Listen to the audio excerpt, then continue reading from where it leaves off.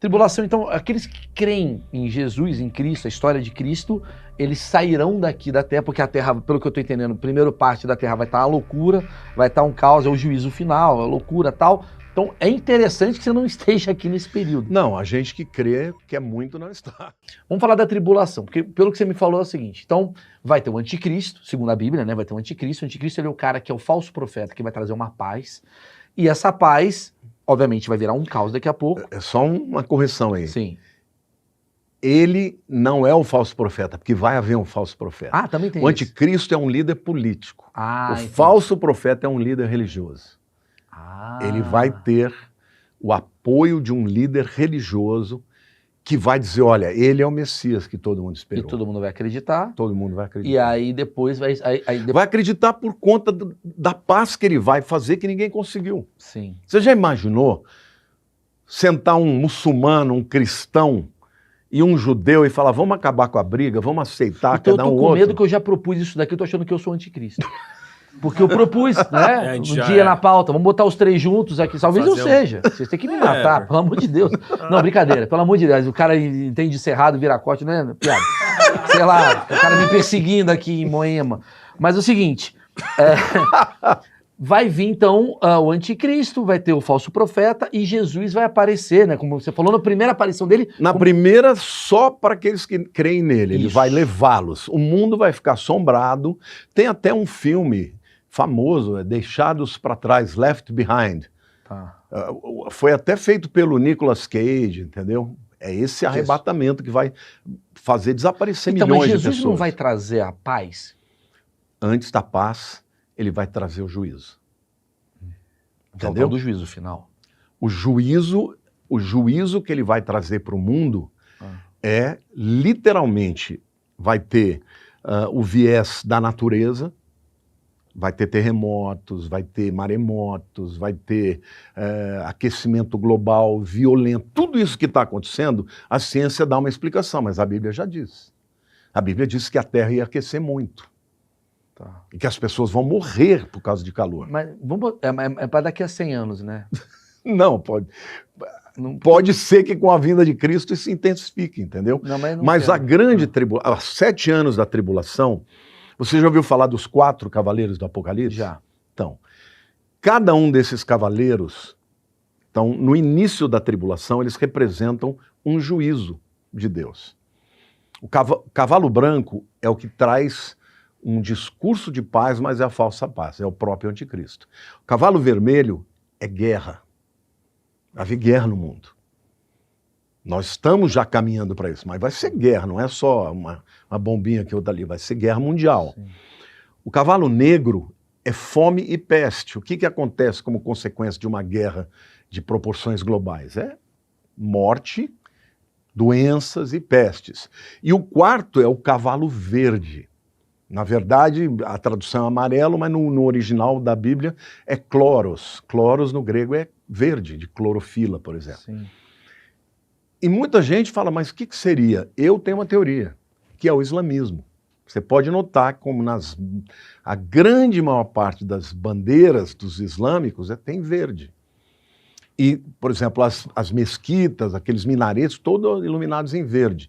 Então, eu acredito que esse cavalo verde que traz a morte é a invasão do Islã com a guerra santa deles, chamada de jihad, né? Porque eles querem trazer de volta a Sharia, querem dominar o mundo Que e é o que tal. está um pouco acontecendo ali Tá. na Europa. Sim, a Europa abriu as porteiras, É. eles entraram, eles têm mais filhos do que os europeus, e eles estão mudando o panorama geopolítico da Europa. Caramba, que cagada eu ter tido filho. Tô pensando aqui, eu falei, cara, achei que ia ser legal, tô vendo, uma merda. A vida do Gabriel vai ser insuportável. Vai ser uma merda. Tá, vamos falar da tribulação, que eu pirei nisso, eu tô doidão nessa história. Tribulação, então, aqueles que creem em Jesus, em Cristo, a história de Cristo, eles sairão daqui da Terra, porque a Terra, pelo que eu tô entendendo, a primeira parte da Terra vai estar uma loucura, vai estar um caos, é o juízo final, a loucura e tal. Então, é interessante que você não esteja aqui nesse período. Não, a gente que crê quer muito não estar. Dentro da cristandade, tem aqueles que acham que vamos estar, que a gente vai ter que enfrentar o anticristo.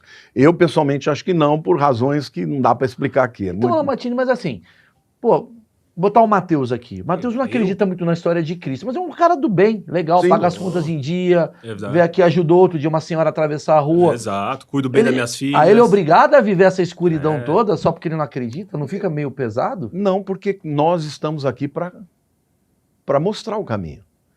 Por que a gente está aqui? Os que creem, que conhecem a palavra. A nossa obrigação é ensinar. Agora, por exemplo, O que eu tô fazendo então é muito vamos bom. imaginar, tá maravilhoso. Puta, o outro tá Maravilhoso. querendo se salvar é brincadeira, hein, meu? Dá uma segurada aí, irmão. Galera, fala pra Jesus aí que eu Ó, que... Jesus, Tá querendo ó. se salvar é... O Ó, que o Maurício tá Maurício ajudando produziu. aí, ó. Pô, ajuda aí, Jesus. Ô, Se você foi contra a ideia do formato, Eu? você é anticristo. Desculpa, Lamartine. Ah, Não, imagine o seguinte, essa pergunta também ela é, vamos dizer assim, plausível. Né? O que eu tenho a ver com Pô, isso? pois Por que é, que eu pô. tenho que aguentar essa bucha? porque tem gente que é ignorante porque não tem Mas deixa eu te conhecimento. fazer uma pergunta. Quando líderes tomam decisões erradas, quem é que sofre? O povo. É o povo. Como é que você tira o povo de uma bucha dessa? Esclarecendo, trazendo capacidade para eles tomarem decisões. No caso, pode ser política, para votar na pessoa certa. Mas, neste caso, o antídoto para isso é você crer em Cristo, como Senhor da sua vida e como seu Salvador. É ter uma relação pessoal com Ele. Mas Maurício, como a gente faz isso, Lamartine? buscando. Porque tem gente assim, eu adoro a história de Cristo, eu adoro mesmo, realmente eu tô aqui, você tá vendo que eu tô aqui, né, realmente entendendo e tal. Mas às vezes não conecta. Tem gente que olha pra isso e fala, porque ainda mais jovem, que o jovem acha que sabe tudo. E Não, fala, mas olha, isso quando daí é Deus besteira. ele quer te encontrar, Ele te encontra. Olha, eu vou te contar, a minha história é uma história que tem muita gente que não dá, nem acredita como é que foi. Porque eu sou o quinto filho, eu sempre fui muito rebelde. Pra você ter uma ideia, eu comecei o primeiro ano com 5 anos de idade. Eu, com 8 anos de idade, eu estava na 4ª série, portanto, ia me formar. Eu entrei naquele ano na escola, eu falei, esse ano eu vou brigar todo dia. E todo dia eu batia em alguém. Apanhava também. Sim. Mas eu puxava a briga e saía na mão com os caras. Então eu... Não imagina, hein? Tô olhando você, Sim, sim. porradeiro, né? Ninguém imaginava que eu era um capoeirista. Né? Foi um grande capoeirista, de gangue. Antes de me converter, Caramba, eu fui que muito, demais. eu fui muito ruim. Tocava na noite, Sim, sabe? Eu fiz tudo que... sim. Eu não era uma pessoa normal, era uma pessoa que levava para um nível muito pior, entendeu? Porque eu tinha um vazio, um buraco dentro de mim. Com 19 anos, eu estava no meu prédio, uma mulher chegou para mim e falou assim, escuta, eu quero te convidar para um acampamento. Era carnaval, dia 27 de fevereiro de 1981. Falei, o que vai ter lá? Não, vai ter os jovens, eles ficam louvando, cantando. Aí eu falei para mim, eu vou lá azarar as crentes. Eu vou azarar essa crentaiada. Esse cara é maravilhoso, amei ele. Amei muito. Eu namorava com uma menina, a gente viajava todo o carnaval, ia acampar e tal. Eu falei para ela, olha, esse ano eu não vou porque eu vou para um retiro espiritual. Mas eu botei na minha mala um monte de garrafa de uísque, um monte de cigarro, e assim, naquela bolsa de fora. Sim. E eu me lembro que quando eu entrei no ônibus, cada um começou a se apresentar, eu sou de tal igreja, tal igreja.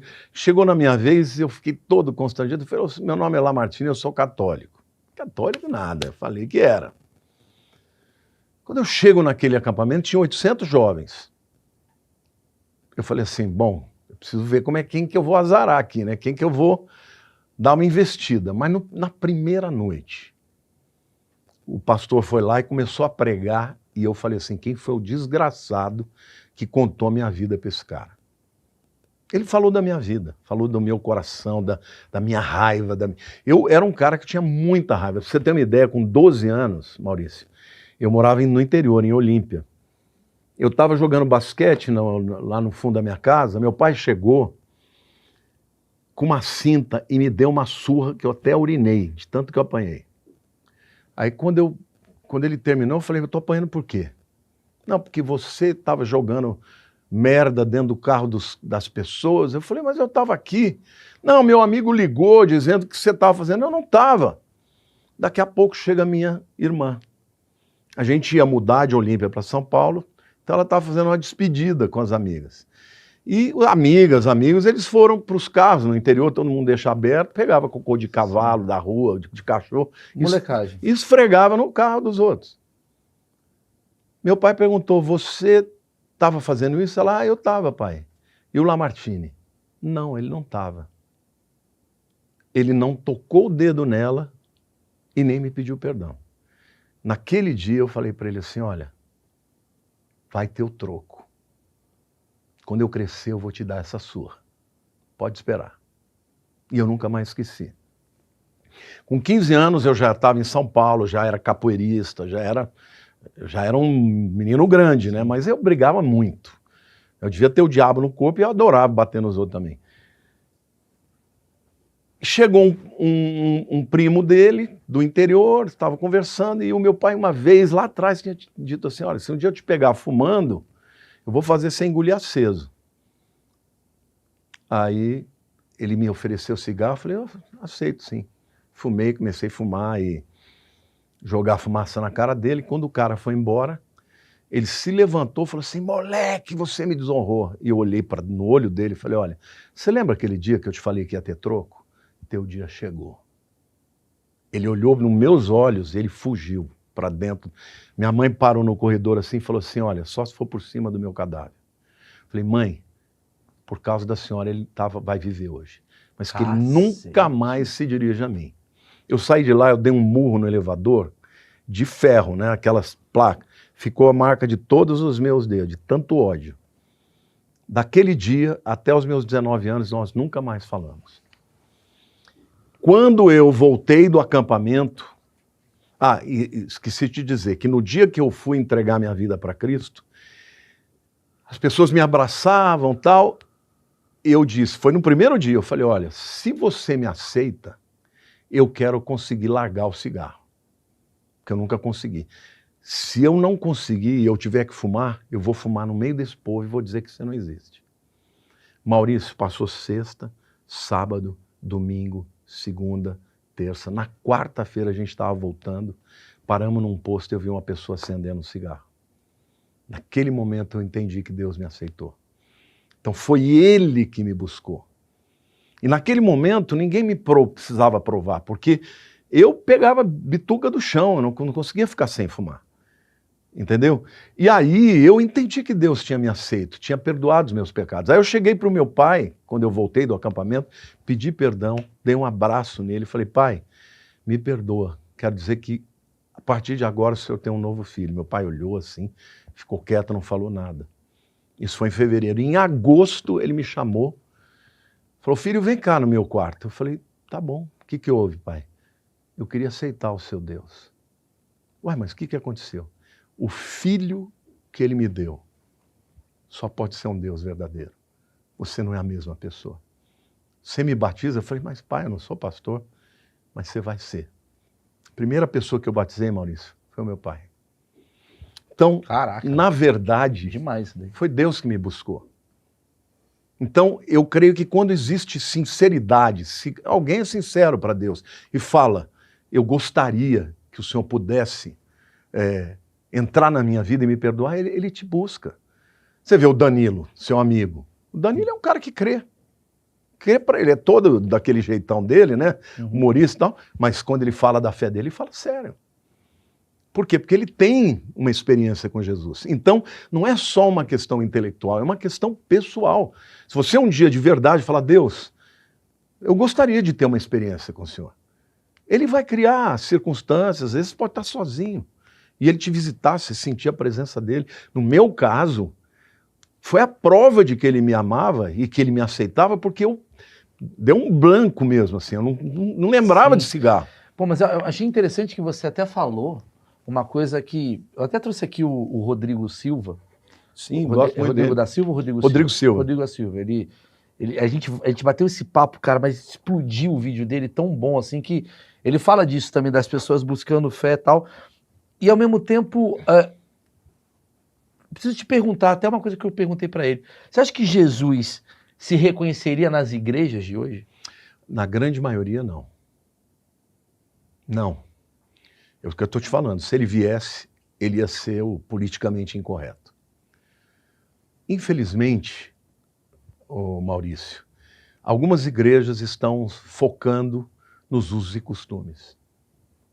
São judeus que ficavam se pegando, tem que lavar a mão. Tem igreja que se você tiver a saia muito curta, você não vai entrar no céu. Se cortar o cabelo, não vai entrar no céu. Hoje tem igrejas que o interesse deles é falar de dinheiro para a pessoa dar dinheiro lá. Entendeu?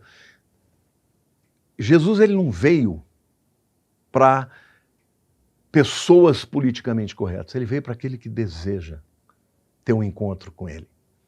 Então, a nossa grande luta é não permitir que a mentalidade do mundo que nós vivemos entre dentro da igreja e formate a mentalidade. Por exemplo, hoje nós estamos na era dos coachings. Sim. Tem um monte de igrejas que Sim. estão trocando a Bíblia pelas mensagens de coaching.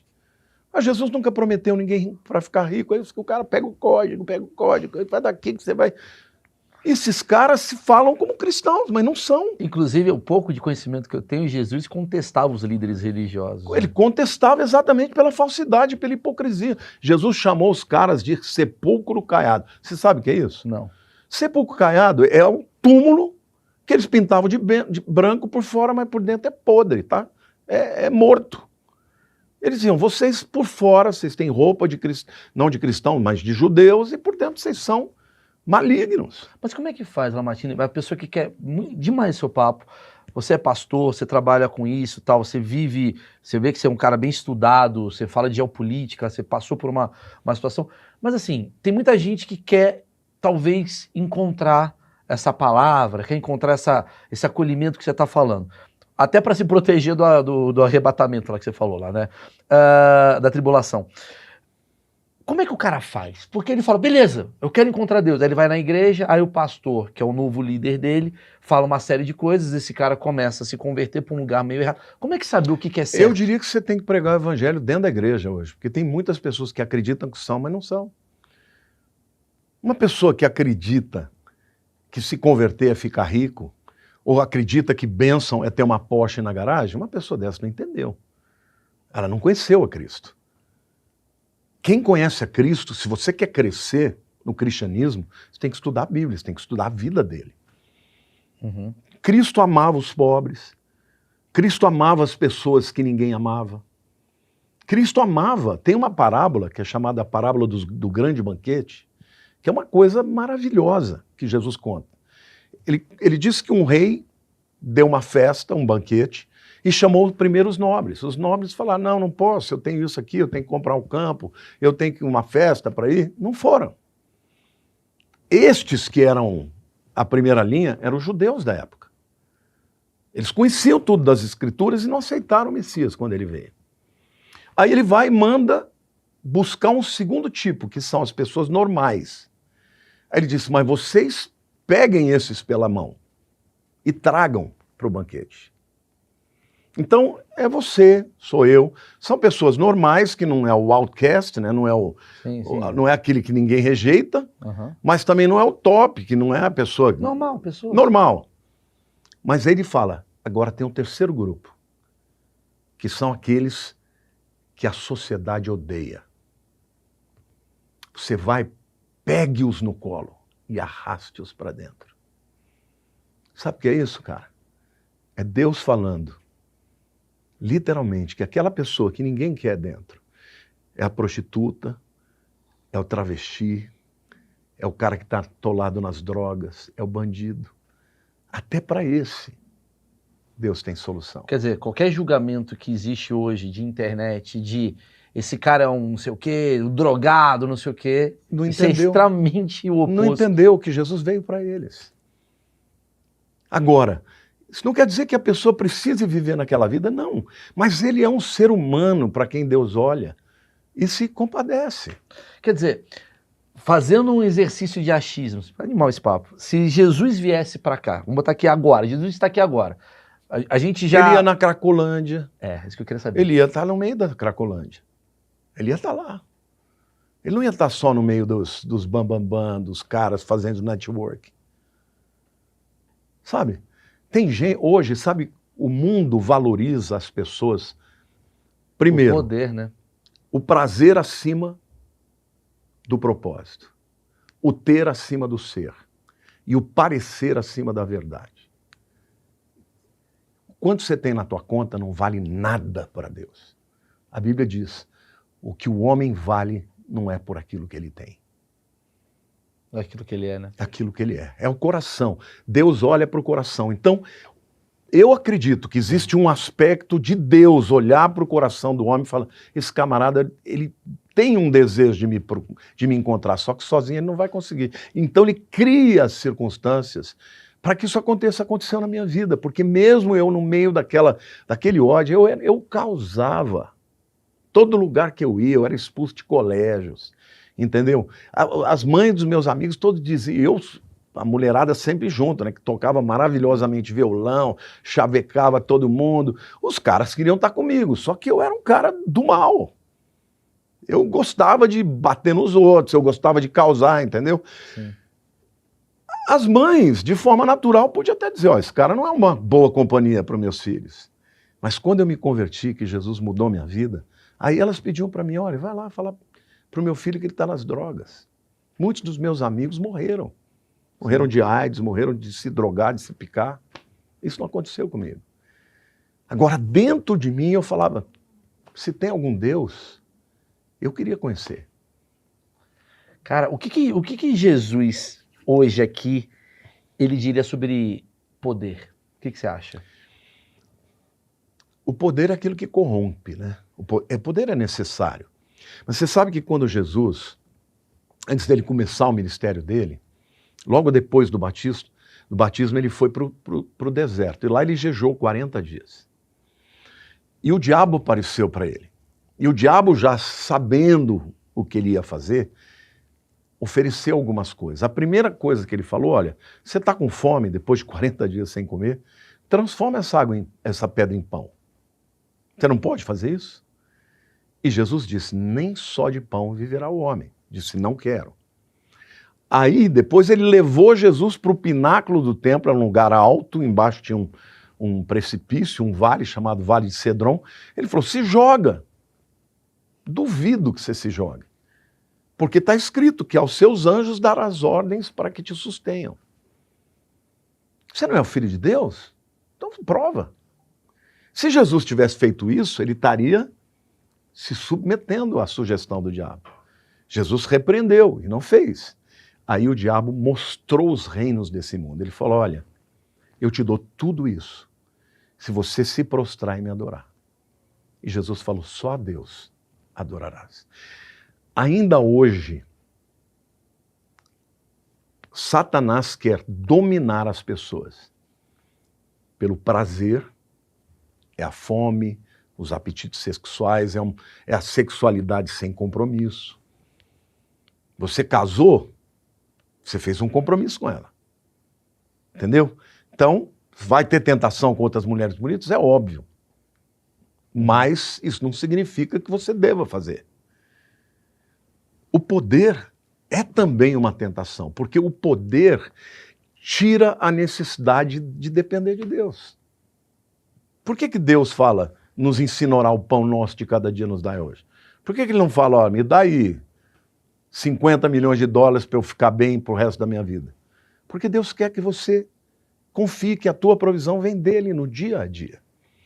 Então, eu vejo assim, o poder, ele não é mal em si, mas ele é uma plataforma perigosa.